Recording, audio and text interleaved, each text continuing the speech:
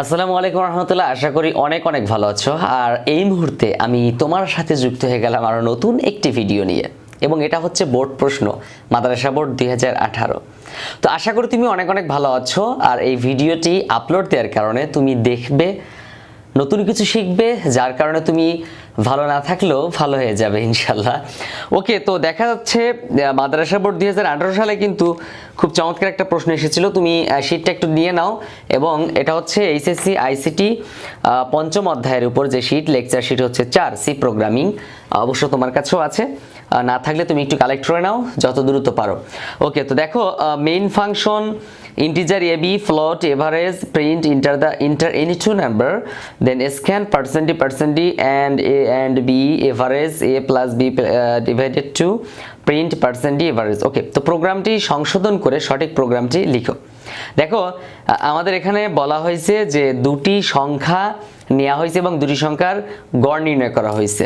তো এই দুটি সংখ্যার গড় নির্ণয় করছে, তার মধ্যে ওরা অনেকগুলো ভুল করছে। যেমন এখানে মেইন ফাংশন লিখছে কিন্তু হেডার ফাইল লিখেনি, আরও অনেক কাজ করছে। তো আমার এত কিছু দেখার বিষয় না, তুমি কিন্তু দেখেই বলবে যে এখানে আসলে ভুল হলো কোথায়, আমি তো এমনিই পারি না, আবার হলো এই ভুল কিভাবে খুঁজে বের করব, এই ভুল খুঁজে বের করা সম্ভব না। হ্যাঁ, এখন কি করা যায় বলো তো? আসলে তোমার প্রথমেই যে পয়েন্ট আউট করতে হবে, তোমাকে প্রথমেই এখান থেকে খুঁজে বের করতে হবে যে আসলে এই প্রশ্নটা কি বলতে যাচ্ছে। যেমন এখানে তুমি দেখতে পাচ্ছ এভারেজ নির্ণয় করতে বলতেছে, তারপর প্রিন্ট এভারেজ, তাহলে দুটি সংখ্যার গড়। ওকে, তাহলে আমি বুঝতে পারলাম যে এই অঙ্কটা মূলত দুটি সংখ্যার গড় নির্ণয়ের জন্য সি প্রোগ্রাম, রাইট? তাহলে আমি এই শীটটা একদম টোটাল বন্ধ করব, তারপর আমি সমাধান করব। ওকে, তো আপাতত বন্ধ করতে চাচ্ছি না, আমি একটু পুরোটা পড়ে নিই, তারপরে প্রোগ্রামটি সংশোধন করে সঠিক প্রোগ্রামটি লিখো। তো চলো তাহলে প্রোগ্রামটি সংশোধন করে সঠিক প্রোগ্রাম লিখে ফেলি। তারপর ঘ নম্বর বলা আছে ইনক্লুড স্টুডিও ডাটায় যোগ করে উদ্দীপকের প্রভাব ব্যাখ্যা করো। ওকে, তো দেখাবো সবকিছু A to Z দেখাবো কিভাবে এটা সমাধান। তাহলে আমরা যদি দুটি সংখ্যার গড় নির্ণয় করতে চাই, তাহলে আমাদের কি করতে হবে? প্রথমে যেহেতু সি প্রোগ্রাম, আমাদের প্রথমেই হেডার ফাইলগুলো লিখতে হবে। ইনক্লুড include ইনক্লুড stdio.h, তারপর এগুলো একটু সুন্দর করে লিখতে হবে তোমাকে। তারপর ইনক্লুড include ইনক্লুড কোনীয় .h, তারপর আমরা মেইন ফাংশনের কাজ লিখব, মেইন ফাংশন। তারপর আমরা কি করব? দুটি সংখ্যার গড়। ওনারা একটা কাজ করছিল, তুমি উদ্দীপক একটু দেখে নাও মিলিয়ে, তুমি একটু উদ্দীপকে দেখে মিলিয়ে নাও। ওরা একটা কাজ করছিল, সেটা হলো ইন্টিজার, মান দুটো ইন্টিজার গ্রহণ করছিল, আর ফলাফলটা কিন্তু ভগ্নাংশে রেখে দিয়েছিল। অর্থাৎ মনে করো, আমি ব্যাপারটা একটু তোমাকে বুঝিয়ে বলি। তুমি মনে করো 5 এবং 4, 5 আর 4 এই দুটি সংখ্যার গড় নির্ণয় করবা। তো দেখো 5 কিন্তু পূর্ণ সংখ্যা, রাইট? এখানে কোনো পয়েন্ট নাই। আবার 4ও পূর্ণ সংখ্যা। তো যখন তুমি 5 আর 4 9 যোগ করবা, করে 2 দ্বারা ভাগ করবা, তখন 4.5 উত্তর। অর্থাৎ গড় কিন্তু ভগ্নাংশ, তাই না? তো এনারা যে কাজটা এখানে করেছে সেটা হচ্ছে 5 এবং 4 দুটো পূর্ণ সংখ্যা নিচ্ছে, আর ভগ্নাংশ হচ্ছে উত্তর বের হয়েছে, এমনভাবে কাজটা করছে। তো আমরা সেমভাবে করব কিন্তু, হ্যাঁ, একদম ওরা ইনপুট যা নিবে, যেভাবে যা সমাধান করবে, আমরাও সেভাবে সমাধান করব। তাহলে আমরা প্রথমে ইন্টিজার নিব। কি নিব? ইন্টিজার a এবং b দুটি মান গ্রহণ করব, এবং এটা সেমিকোলন দিব। তারপর আমরা ফ্লোট, FLOAT, ফ্লোট মান গ্রহণ করব। কি ফ্লোট মান? হচ্ছে average, AVERAGE, average, then semicolon বসাবো। অর্থাৎ উত্তরটা ফ্লোট হবে, ভগ্নাংশ হবে, এবং ইন্টিজার হবে কি, বা পূর্ণ সংখ্যা হবে, ইনপুট দুটো। তারপর আমরা print F, enter the value of AB, আমরা A এবং B এর মান এখানে গ্রহণ করব। তারপর এটাকে স্ক্যান করে A এর মান A এর মধ্যে রাখবো। কিভাবে? Scan F। আমরা এবার দেখবো আসলে যে মানগুলো গ্রহণ করেছি সেটা পূর্ণ সংখ্যা নাকি ভগ্নাংশ। তো আমরা যেহেতু দুটো মান গ্রহণ করেছি, %d 2 বার লিখবো। এন্ড কথা হচ্ছে, ভাই তাহলে %d কেন হলো? আমরা তো ফ্লোট নিলাম, আসলে উত্তরটা ফ্লোট হবে, বাট এখন আমরা %d, এইটা মূলত বোঝাচ্ছে আমরা যেটা ইনপুট নিচ্ছি, আমরা কিন্তু ইনপুট পূর্ণ সংখ্যা নিচ্ছি। %d 2 বার লিখবো, এর মধ্যে কোনো কমা ব্যবহার করব না, ইনভার্টেড কমার বাইরে যে কমা ব্যবহার করব। তারপর and a, and b। আমাদের কাজ কিন্তু এখানে অনেকটা কমপ্লিট হয়ে গেল।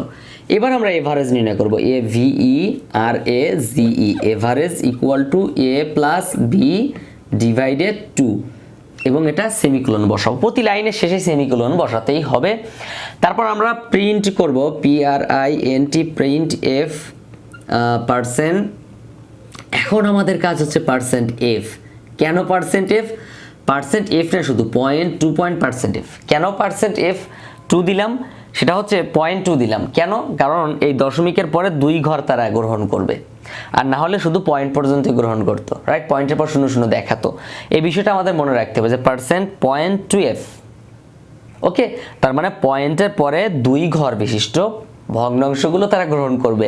তাহলে আমরা কিন্তু দেখো ফ্লোট এখানে পরিচয় করালাম, আর কোথাও কাজ নেই। তারপর এভারেজ নির্ণয় করছি, তো যেটা এভারেজ নির্ণয় করছি সেটা যেহেতু ফ্লোট, এখানে এসে কিন্তু আমরা %f ব্যবহার করলাম। এখানে %d ব্যবহার করেছি সচরাচর পূর্বের ভিডিওগুলোতে। তারপর আমরা কি করব, কি নির্ণয় করেছিলাম? Average, AVERAGE, average. তারপর আমাদের প্রোগ্রাম শেষ করব, গেট CH। একজন প্রশ্ন করেছিল যে ভাই রিটার্ন দেওয়া অনেক বইয়ে, আসলে রিটার্ন 0 দেওয়া থাকে, গেট CH দেওয়া থাকে, ডাজন্ট ম্যাটার, তুমি যেটা ইচ্ছে সেটা ব্যবহার করতে পারবা। তবে হ্যাঁ, আমার ভিডিওগুলো, আমি এই যে লেকচারটা আমি যেটা লিখেছি, তুমি শীটের মধ্যে যেটা দেখতে পাচ্ছ, এটা কিন্তু আমি কম্পিউটারে একদম পুরোটা একটা হুবহু সমাধান করেছি সফটওয়্যারের সাহায্যে, যাতে কিভাবে একটা স্টুডেন্ট নির্ভুলভাবে সমাধান করতে পারে, বা তুমি নিশ্চিত থাকো যে প্রোগ্রামটা রাইট, এখানে কোনো ভুল নেই, যদি কোনো লেখার ভুল না হয়ে থাকে। তো এইগুলো তুমি একটু খেয়াল করবা। আর তোমার যদি ল্যাপটপ বা কম্পিউটার থাকে তাহলে তুমি একটু চেষ্টা করবা কিভাবে সমাধান করতে হয়। ডেভ ++ গুগলে সার্চ দিয়ে দেন ওটা ইনস্টল করে ওখানে লিখলেই হয়। ওকে, তো এই হচ্ছে আমাদের কাজ। এখন এর পরের পার্টটা কি বলছে, মানে ঘ নাম্বারটা বলতে চাচ্ছিল ইনক্লুড studio.h যোগ করলে উদ্দীপকের প্রভাব ব্যাখ্যা করা। আসলে এটা হচ্ছে একদম থিওরি, তুমি হেডার ফাইলগুলোর কাজ একটু দয়া করে মুখস্থ করে ফেলো, তাহলে তোমার জন্য আরও সহজ হবে। তো দেখা হচ্ছে পরবর্তী ভিডিওতে, ততক্ষণ পর্যন্ত সুস্থ সুন্দর এবং ভালো থাকতে হবে। এবং পরবর্তী ভিডিওতে আমরা আলোচনা করব হচ্ছে কিভাবে একটা প্রোগ্রামে, দেখো 3 নাম্বার 4 নাম্বার পেজের কাজ আমাদের শেষ, এবার হচ্ছে 5 নাম্বার পেজ, তাপমাত্রা সম্পর্কিত, অর্থাৎ সেন্টিগ্রেড, ফারেনহাইট সেন্টিগ্রেড, তারপর কেলভিনের মান, এই 3 রকম কাজ করে এইগুলোর উপর বোর্ড প্রশ্ন কি কি এসেছিল তা আলোচনা করব পরবর্তী দিনগুলোতে। ততক্ষণ পর্যন্ত খুব সুন্দরভাবে তুমি এই চ্যানেলটা একটু ফলো করে রেখো। আর তুমি যদি আমার চ্যানেলে প্রথম হয়ে থাকো প্লিজ সাবস্ক্রাইব করো।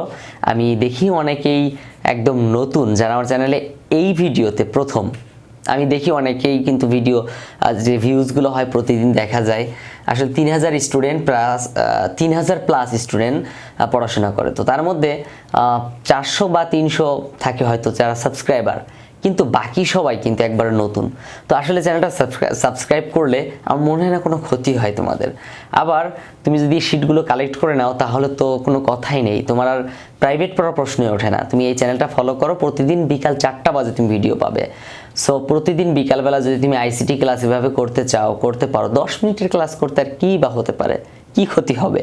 তুমি গাড়ির মধ্যে বসে, ঘরের মধ্যে বসে, কম্বলের নিচে শুয়ে তুমি সুন্দর মতো ক্লাসটা করতে পারতেছো। তো দেখা হচ্ছে পরবর্তী ভিডিওতে। আসসালামু আলাইকুম রহমতুল্লাহ।